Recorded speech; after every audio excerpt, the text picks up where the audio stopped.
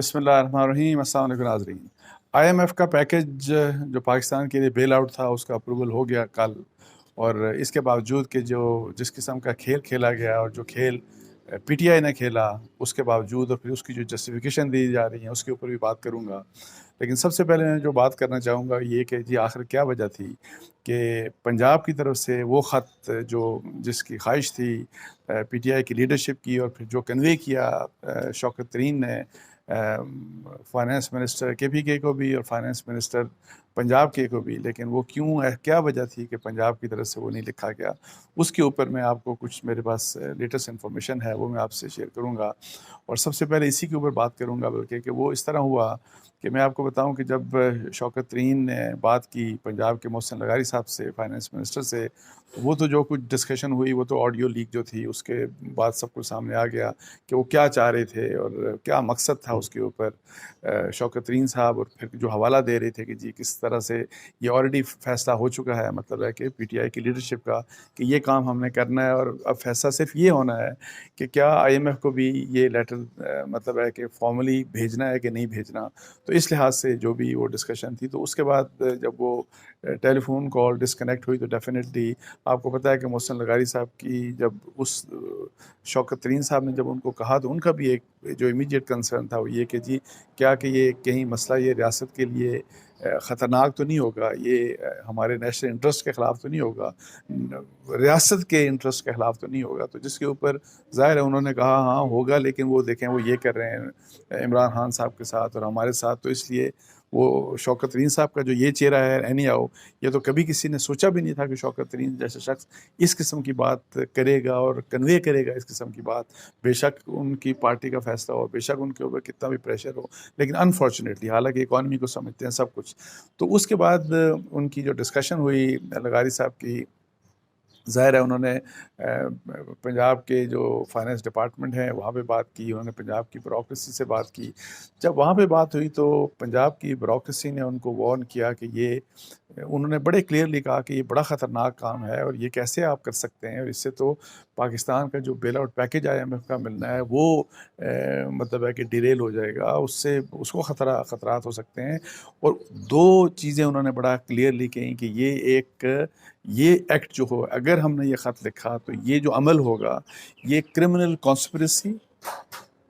Conspiracy اور high treason. انہوں نے یہ دو باتیں کی، بیوروکریسی نے بتایا محسن لغاری کو کہ یہ وہ چیزیں ہیں کہ اگر آپ نے یہ بات کی تو یہ اس کیٹیگری میں فال ہوں گی، تو آپ کس طرح سے یہ کام کر سکتے ہیں۔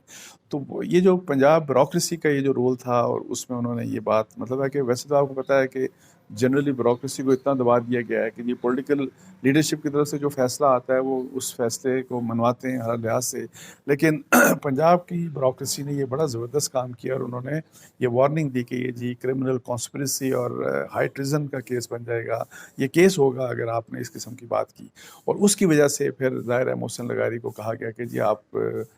دوبارہ سے اپنی لیڈرشپ سے بات کریں، یہ کام نہیں کیا جا سکتا۔ تو لیکن اب یہ ہے کہ کیا پرویز الہی صاحب شامل تھے اس میں کہ نہیں تھے؟ میری جو اطلاعات ہیں ابھی تک، جو میری انفارمیشن ہے، پرویز الہی پکچر میں نہیں تھے، مونس الہی پکچر میں نہیں تھے، یہ ڈائریکٹ جو ہے کمیونیکیشن تھی۔ ظاہر ہے آپ کو پتہ ہے کہ پنجاب کی جو حکومت ہے وہاں پہ بیسیکلی PTI ڈومینیٹڈ حکومت ہے، اور عمران خان صاحب کی، اور ظاہر ہے ان کی ایک ڈائریکٹ مطلب وہ مانیٹر کرتے ہیں، وہ لوگوں سے بات کرتے ہیں۔ تو اس میں بہت سی چیزوں میں مطلب ہے کہ آپ چیف منسٹر کو، پنجاب کے جو چیف منسٹر ہیں ان کو لوپ میں لیتے ہیں، بہت سی چیزوں میں آپ نہیں لیتے۔ تو اس ایشو کے اوپر پرویز الہی صاحب کو بالکل کوئی اطلاع نہیں تھی، مونس الہی صاحب کو بالکل کوئی اطلاع نہیں تھی، اور یہ ڈائریکٹ بات کہی گئی، اور اس کے ظاہر ہے وہ یہ ہوا۔ لیکن پنجاب کی بیوروکریسی کے اس زبردست رول کی وجہ سے یہ جو مسئلہ تھا کہ پنجاب نے کم از کم وہ کام نہیں کیا جو کہ بڑے جلدی میں KPK کے جو فائنانس منسٹر تھے انہوں نے وہ کر دیا۔ اور پھر ٹیلی فون کال، اور جب دیکھیں جسٹیفیکیشن، پھر میں حیران ہوں کہ وہ لیٹر لکھنے کے باوجود، اس جو ویڈیو جو آڈیو لیک ہوئی اس کے سامنے آنے کے باوجود، مطلب ہے کہ کیسی جرت ہے ان لوگوں میں، مجھے سمجھ نہیں آتی کہ دیکھیں وہ جھگڑا صاحب آ کے تو کس طرح اپنے آپ کو جسٹیفائی کر رہے ہیں کہ جو میں نے کیا وہ سب کچھ ٹھیک کیا، اور پھر اسد عمر صاحب جو اتنے بڑے مطلب ہے کہ کہتے ہیں کہ جی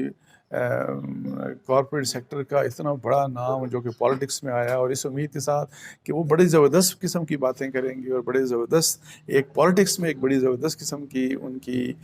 مطلب ہے کہ وہ ایک تبدیلی ہوگی، ایک پازیٹیو تبدیلی ہوگی. لیکن جس کمال طریقے سے انہوں نے بھی ڈیفینڈ کیا، میں حیران ہوں.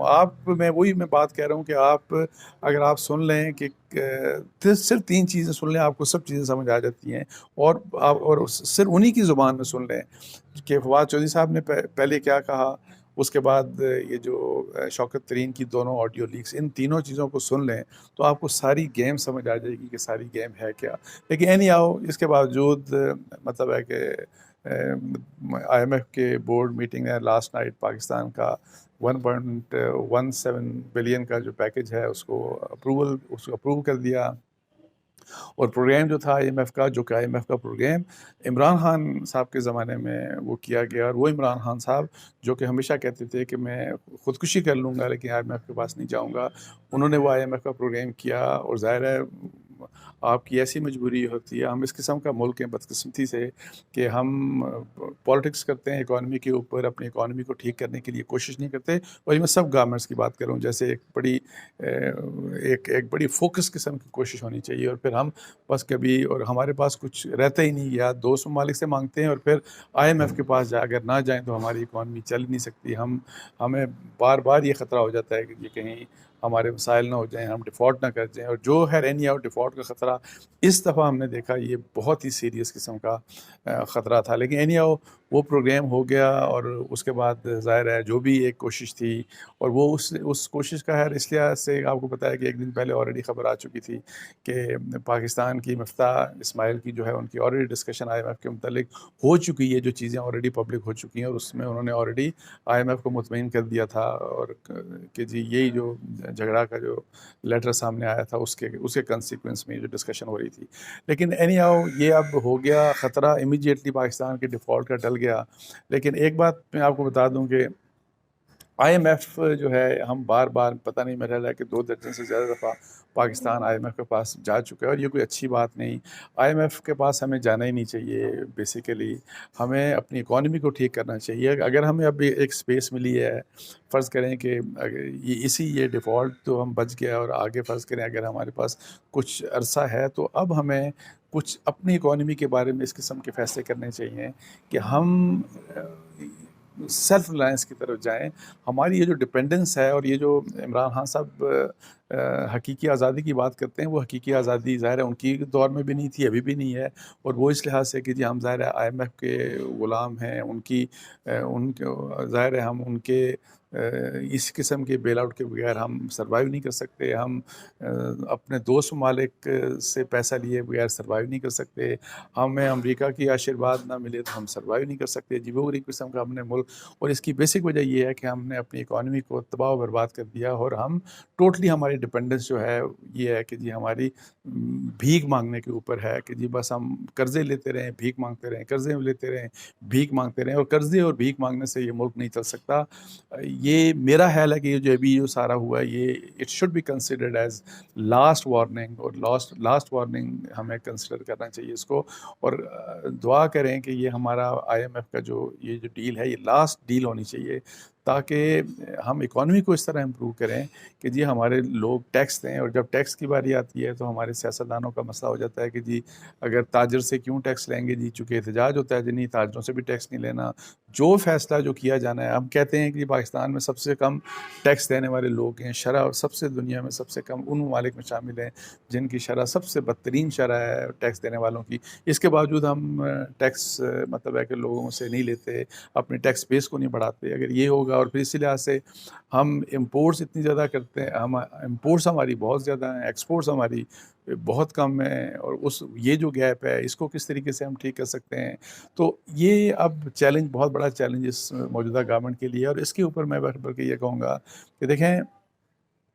پی ٹی آئی نے جو کیا بہت ہی غلط کیا. مجھے نہیں پتا اس کے اوپر کیا کارروائی ہوتی ہے کیا نہیں ہوتی، کوئی لیگل ایکشن لیا جائے گا یا نہیں لیا جائے گا، لیا جانا چاہیے یا نہیں جانا چاہیے، ان ڈسکشنز کے اوپر میں نہیں پڑھوں گا. لیکن میں آپ کو ایک بات میں بتا دوں کہ دیکھیں کہ ہمارے سیاستدانوں کو جو حکومت میں ہیں، جو اپوزیشن میں ہیں، آپ کو ان کی آپ چونکہ دیکھ لیں کہ یہ اکانومی کے اوپر کس طرح سے ہمیشہ انہوں نے پالیٹکس کی، اور جب تک یہ اکانومی کے اوپر پالیٹکس ختم نہیں ہوگی اور ہم ایک چارٹر آف اکانومی ہم اس کی طرف نہیں جائیں گے، یہ ہمارے ملک کے مسائل حل نہیں ہو سکتے۔ اور ہم شدید خطرے سے بچے ہیں۔ ابھی میں آپ کو بتا دوں، یہ نہیں کہ آئی ایم ایف کا پروگرام کوئی بڑا زبردست چیز ہوتی ہے، لیکن اس کے علاوہ کوئی آپشن ہی نہیں تھا، اور ایک یونینیمٹی تھی پورے پاکستان میں۔ آپ دیکھ لیں کہ آپ کسی بھی اکانومسٹ سے بات کر لیں کہ اگر ہمیں یہ آئی ایم ایف کا پروگرام نہ ملا تو ہم ڈیفالٹ کر جائیں گے اور ہماری سری لنکا والے حالات ہو جائیں گے۔ اور یہی بات مطلب ہے کہ ایون پی ٹی آئی کے لوگ کہتے ہیں، سب مانتے ہیں اس بات کو۔ تو اور سو اس لیے مسئلہ یہ ہے کہ ہمیں مطلب جو بہت بڑی بڑی غلطیاں ہوئیں، بہت غلطیاں کی جا رہی ہیں، اور یہ ابھی جو چیز سامنے آئی اور جس کو پتہ نہیں کس ڈھائی سے ڈیفینڈ کیا جا رہا ہے، اسد عمر جیسے لوگ بھی ڈیفینڈ کر رہے ہیں، تو یہ وہ چیزیں ہیں کہ جس کو ہمیں بہت بڑا گناہ سمجھنا چاہیے۔ میں آپ کو بتا دوں، اکانومی کے اوپر یہ جو ہمارے پولیٹیشین سیاست کرتے ہیں، تاکہ ہماری فوکس جو ہے وہ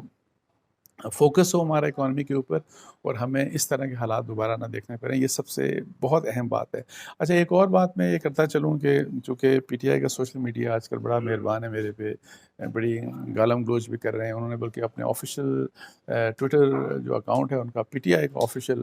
ان کے کچھ بڑے لیڈران بھی حملے میرے اوپر کر رہے ہیں یہی والی بات کہ پہلے ایک دفعہ میں نے آئی ایم ایف کے متعلق، جب ان کی گورنمنٹ تھی تو میرا کچھ ویو اور تھا، اور ابھی آئی ایم ایف کا بارے میں جو تھا پروگرام کے بارے میں میرا کچھ ویو اور تھا،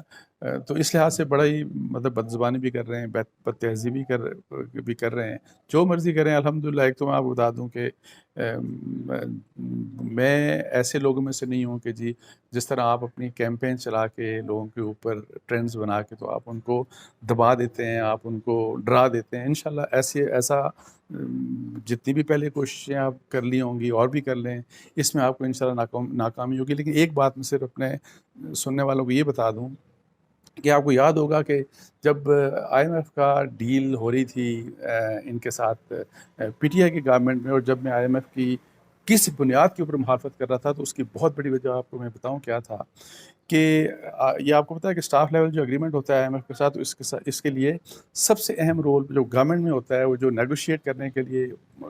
جو امپورٹنٹ شخص ہوتا ہے وہ سیکرٹری فائنینس ہوتا ہے۔ آپ کو پتہ ہے کہ اور میری خبر تھی، میں نے نیوز میں دی، میں نے جنگ میں دی، اور بڑی وہ امپورٹنٹ خبر تھی کہ آئی ایم ایف کی سٹاف لیول اگریمنٹ سے پاکستان کے سیکرٹری فائنینس اس وقت کے